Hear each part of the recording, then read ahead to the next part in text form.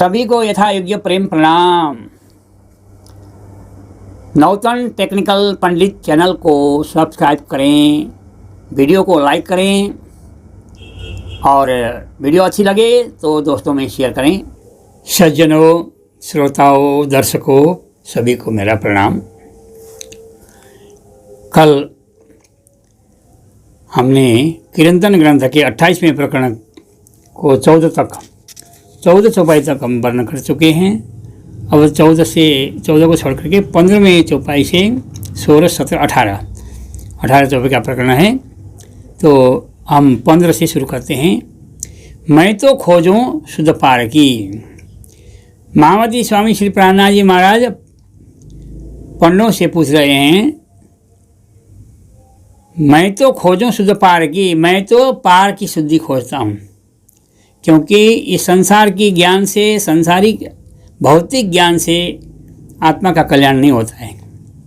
इसीलिए कहते हैं मैं तो खोजूं शुद्ध पार की, परे घर की। आत्मा का घर कहाँ है, आत्मा कहाँ से आई है, वो कहाँ रहती है, उसका घर कैसा है, इस विषय में अथवा परमात्मा के विषय में मैं पूछने जा रहा हूँ। तो कहते हैं मैं तो खोजूं शुद्ध पार की, कोई न देवे बताए, बताने वाला कोई नहीं मिला। सभी से मैं पूछता फिरा, लेकिन बताया किसी ने भी, बताने की शक्ति क्षमता किसी में नहीं देखी।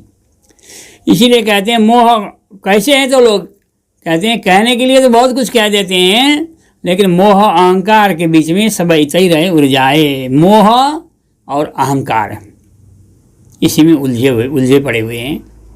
मोह यानी ममता, संसार के प्रति लगाव, ये मेरा है ना, ये घर मेरा, ये परिवार मेरा, ये मेरा बेटा, मेरी बेटी, ये मेरा, ये मोह है।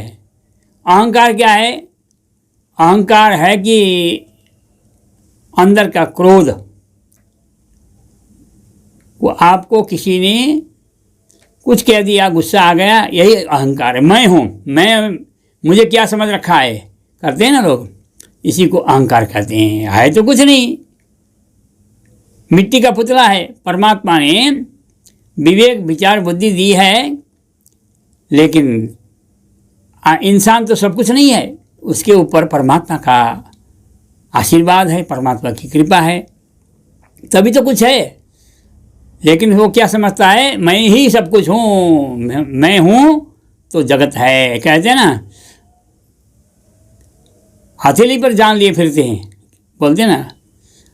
तो यहाँ कहते हैं मोह अहंकार के बीच में सब इतना ही रहे उर्जाए, और समझे बिना सुख पार को नहीं। सुंदर साथ जी, महामती प्राणनाथ जी कहते हैं समझे बिना सुख पार, घर का सुख नहीं होगा। लेकिन मैं तो क्या कहता हूँ, समझे बिना सुख यहाँ का भी नहीं होता है। यदि बिजली को, करंट को, पावर को नहीं समझे और चखने लगे तो क्या होगा? हो जाएगी पूरी, राम नाम सत्य हो जाएगा। लेकिन उसको समझोगे, उसको प्रयोग करोगे तो सब कुछ करेगा, ठंडा भी कर देगा, गर्म भी कर देगा, सब कुछ काम करेगा। लेकिन उसको चखने लगोगे, कैसा होगा इसका स्वाद, तो फिर राम नाम सत्य हो जाएगा। कहने का मतलब समझे बिना सुख पार को नहीं, तो स्वामी जी कह रहे हैं, लेकिन यहाँ का भी सुख नहीं है, समझे बिना, समझने की आवश्यकता है। इसीलिए जो उद्यम करो कई लाख, भले न करो उद्यम लाखों, उद्यम उपाय करो, परंतु समझे बिना सुख नहीं होगा। समझने की जरूरत है। समझोगे तो आनंद आएगा, सरलता मिलेगी, सुख होगा। बिना समझे उलझने होगी। इसीलिए यहाँ कहते हैं तोलो प्रेम न उपजे पूरा। जब तक प्रेम, कब तक प्रेम नहीं होगा? जब तक समझोगे नहीं। परमात्मा को हम समझेंगे तो प्रेम होगा, और जिसको हमने परिचय बिना, कहते हैं ना, परिचय बिना प्रीति न होई, प्रीति बिना न होई प्रतीति। परिचय होने पर ही प्रीति होती है, बिना परिचय के प्रेम नहीं होता। इसीलिए कहते हैं तोलो प्रेम न उपजे पूरा।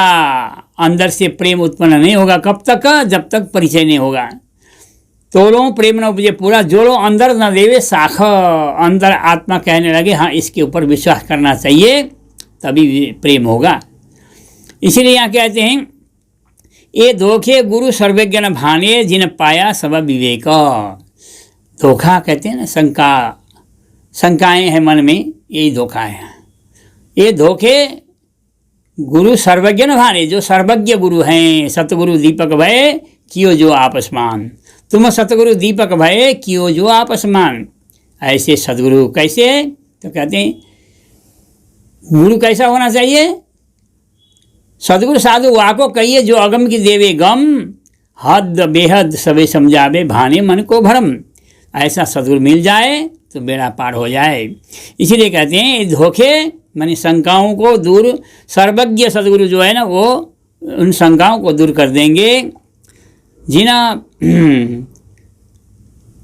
ये धोखे गुरु सर्वज्ञ भाने जिन पाया सब विवेक, जिन्होंने संपूर्ण शास्त्र पुराण सबको समझ लिया है, विवेक जिनके अंदर है, ऐसे सदगुरु मिलेंगे तो बेड़ा पार होगा।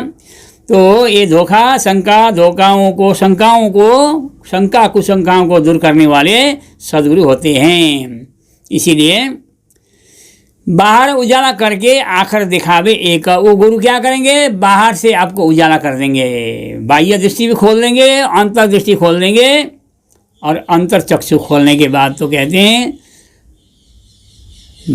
अंतर चक्षु के द्वारा बाहर के बंद कर, बाहर का पट बंद कर, भीतर का पट खोल। स्वामी जी ने भी कहा है कि जब तक ये रूह की आंखों देखिए असल बका के तन, रूह की आंखों से देखोगे तो दिखाई देगा। इसीलिए यहाँ कहते हैं बाहर उजाला करके आखिर दिखावे एक परमात्मा को दर्शाएंगे। उजाला करने के मतलब ज्ञान का उजाला, कोई बिजली का, लाइट का और सूर्य का उजाला नहीं है, यहाँ ज्ञान, दिव्य ज्ञान का उजाला, तारतम्य ज्ञान का उजाला, और उस उजाले से एक परमात्मा को दर्शाएंगे।